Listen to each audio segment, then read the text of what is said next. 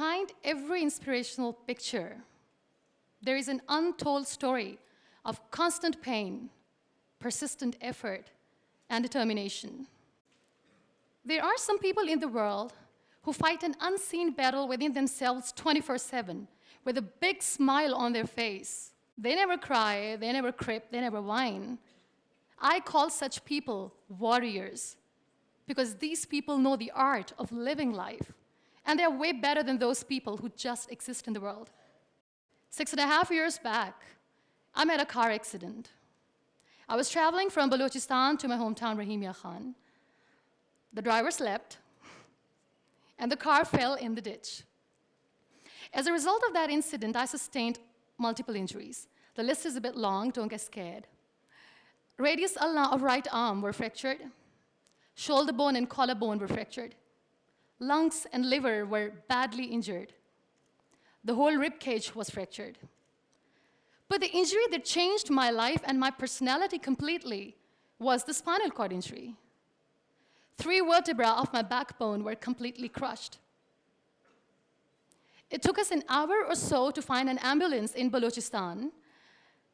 All the effort went in vain because we couldn't find an ambulance. So I was thrown in the back of a Potohar Jeep, and I was rushed to the nearby hospital. In that Jeep, I realized that half of the body was fractured and half was paralyzed. We were rushed to the nearby hospital. There we came to know there was no first aid. I was kicked out. Then I went to another hospital in my hometown where doctors said, "Take her away, we cannot operate her."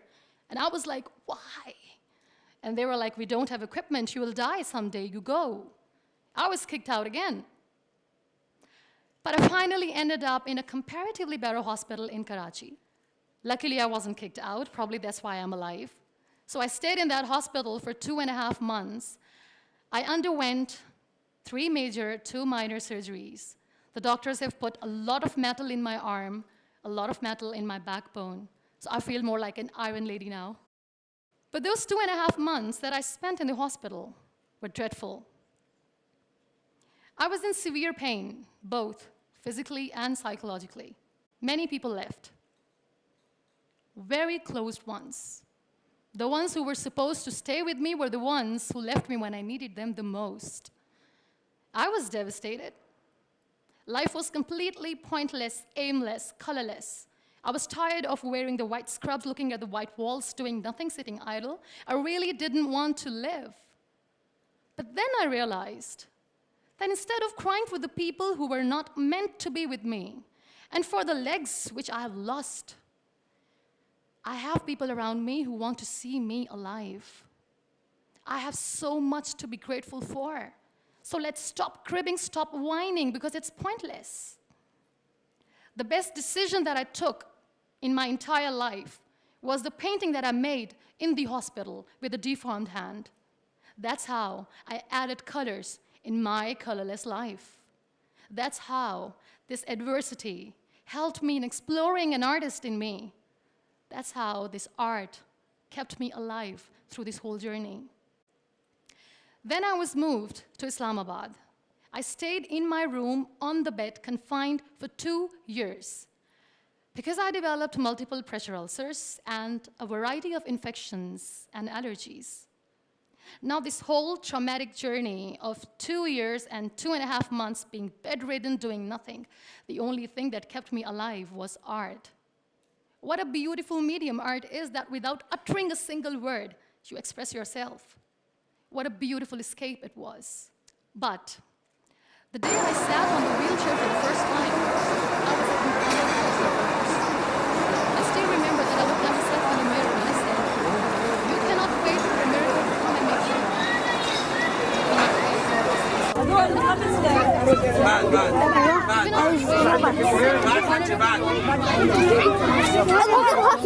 time." So the only thing that I could do was to accept myself the way I was. The sooner, the better. That's what I did. I really wanted to make myself financially strong. Let's become professional.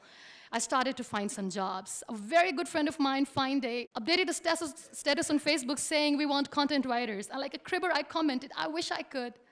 I was called for that interview, and I was hired as one of the content writers for Pakistan's first official websites, heartofasia.pk. Salman Taseer late was the CEO. That's how I started my professional career. So I was becoming financially strong, stable, content writing was good. I was constantly exhibiting my work in different galleries. I was flourishing as an artist. Life was easy, but I wasn't happy. I was not contented because I was constantly aiming high. I was thinking big. I didn't know how I'm going to do, but I knew that I wanted to do something big for people, for the country. One day, I came across this polio campaign advertisement in which this little boy from a very underprivileged family is sitting on a wheelchair, and with his father sitting with him, crying and saying to the world in that campaign that give polio drops to your kids, otherwise they'll become like him. That advertisement shook me from inside. I feel devastated.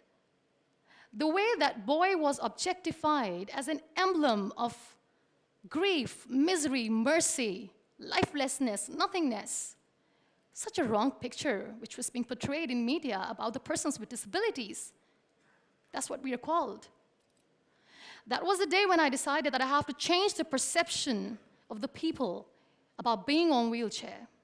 Because being on wheelchair, you can still face the world with a big smile on your face, and you can tell the world that you're happy the way you are.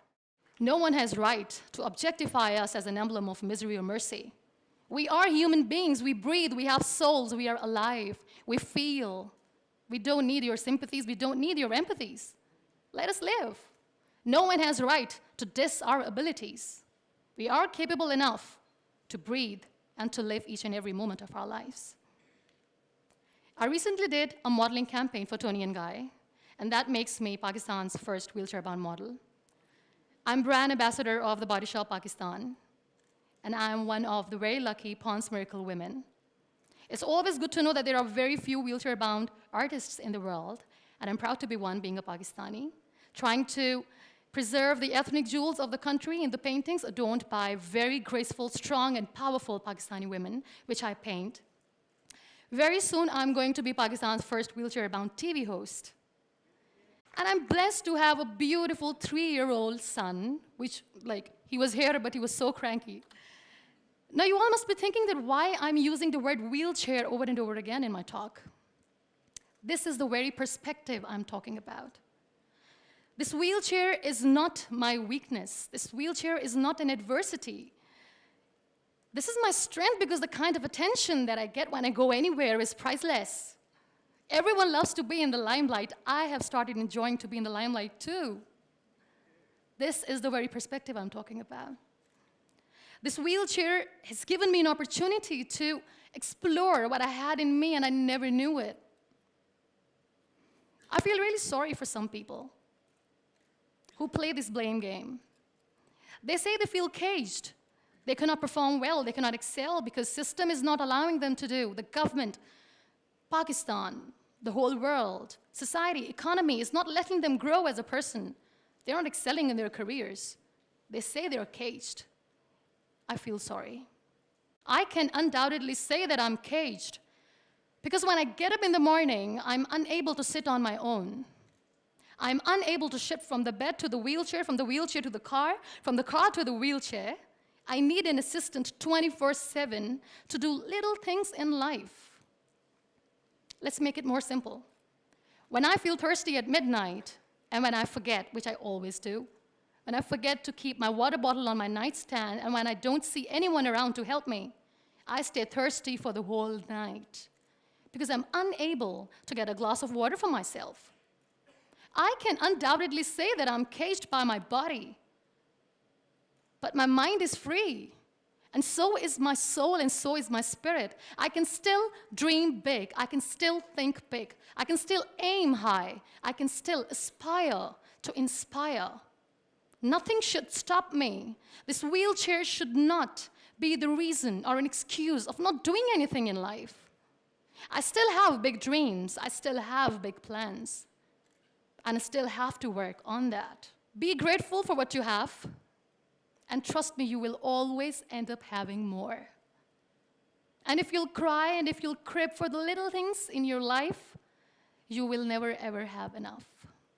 You want to excel, you want to grow, you want to be powerful and passionate and great professionals, learn the art of converting your adversities into opportunities. The moment you're going to learn it, sky's the limit. So be grateful, be happy, be alive, and don't let anyone diss your abilities. Thank you.